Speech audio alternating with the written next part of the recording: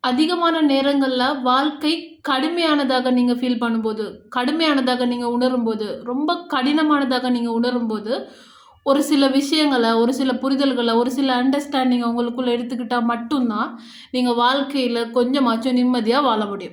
வாழ்க்கைங்கிறது மிகப்பெரிய ஒரு பாறைய, ஒரு மலை உச்சிய நோக்கி தள்ளிட்டு போற ஒரு பயணம் தான்.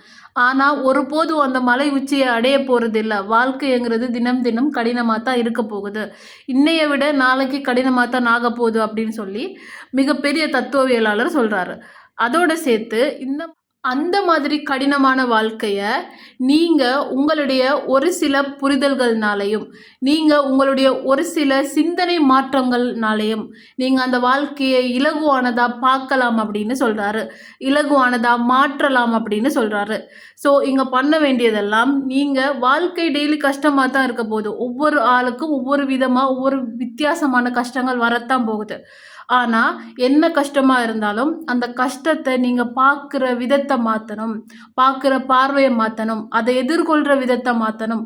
அப்படி மாத்துனீங்க அப்படின்னு சொன்னா, உங்களுக்கு வாழ்க்கைய நிம்மதியா வாழலாம்.